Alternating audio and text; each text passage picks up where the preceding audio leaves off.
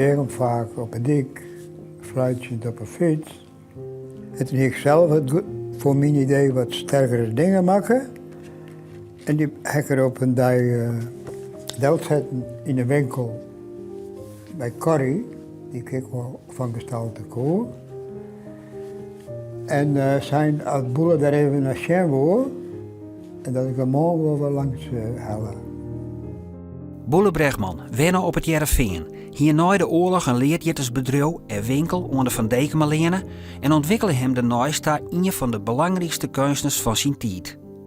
Troch collega's en vrienden heeg oorskreun en op hond droegen. Doeke Seijers die in greven onderzoek naar het leven van Bregman en praatte ervoor met haast elke die hem kent het. Ja, ik ben altijd aan het schilderen en zo wat heen. Ja. Had je wel eens een uitstalling van hem bezocht? Nee, ik heb wel eens een schilderij van hem zien, wat er maken hier. En, maar net dat hij zei van nou kom eens even bij mij hier in het atelier en eens even de boel bezien. Nee. Hij wil eerst zo min mogelijk bezitten hebben. Nee. Net Wie hem zelf, ja? Ja. Ja, wie hem zelf. Wie heel goed. Maar wie hem zelf. Waar waren je nou? Nou, daar ben ik nou een man alleen.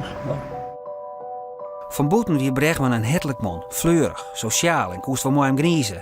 Maar van binnen waren er plegen troch angsten en twijfels. Jonge kunstenaars als Sjoerd de Vries en Sies Bleker rekken mooi hem bevrienden en kwamen wel geregeld bij hem op het atelier. Ja, we hadden geen heuge pet op van die 19e-eeuwse academische opleiding. Dus toen kwamen we in contact met een schilder hier lokaal. En toen kwamen we tot ontdekking dat een tegen interessant figuur was. Dus ze zei een eigen beeldtaal, een eigen verhaal. En eigenlijk een volslagen autodidact. Hè? En dus dat fascineerde ons enorm. En we zeggen ik dat het werk een verbluffende kwaliteit hier. Zijn grote ambitie wie om schilder te worden.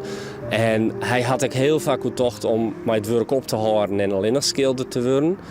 Maar dat kon eens net, want hij hier een huishouding, liet ze binnen. En dat klinkt een beetje vreemd, maar daar is een oplossing voor komen omdat er in 56 een hartaanval kregen had. En in het werk zeiden ze van nou, je moet even wat rest nemen en dan gaan we weer aan het werk. In die tijd, wie het zei, dan was dadelijk aangekeurd voor het werk. Hij kreeg daar toch dus ineens alle dagen gelegenheid om te schilderen. Boele Bregman voldocht al heel aan het beeld van de typische Frieske kunstenaar. Hij is autodidact, viert hem verbonden met zijn eigen omjouwing en ontwikkelt een heel eigen beeldtaal. Niet ik wel in relaties die het met orenkunst die het in die tijd maken wordt. De schilder Bregman heeft een persoonlijk verhaal te vertellen. Boele zit wat dat betreft wel in een traditie zeg maar, van verhalende schilders. En mij natuurlijk een eigen uitdraai. Want hier een compleet eigen verhaal. Dat koest ik net vergelijken. Dat moest ik altijd onder de neus roeren. Dat er zijn eigen gelijk hebben. Hij stapt in de Rembrandt psyche, zou ik maar zeggen. Ja? Ik ervaar het. En dat is wie Rembrandt de eerste kunstschilder die er rondborstig vooruit kwam. Ja? En dat is een geest, ja, die daarna steeds weer waarom komt. Zo nou en dan is er weer een schilder die om die reden schildert. Wat is voor jou nou een van de mooiste schilderij? Dan maar even naar die oren. Ja, rennen we even heen. Er moest wel een soort merkwaardige vorm van eigen visie hebben. En zien alles wat om die heen is, dan moest wel op oude koersen bloeien. En niet geloven. Ja, maar dierde dat? Of je er daar moeite mee? Nee, hij is een ongelofelijke twijfelaar. Boelen wordt heel vaak heel serieus benaderen. Hè? Zo van gekweld en kwetsbaar en zo. Maar er zit ook iets heel battelijks in en soms wat bizars. En ja, dat vind ik in dit schilderij eigenlijk wel heel goed eruit komen. Wat ik heel bijzonder aan hem vind, is dat hij zijn trosset had. Hij had, hij wie net als schilder opleid. Hij echt net hele grote talenten als schilder.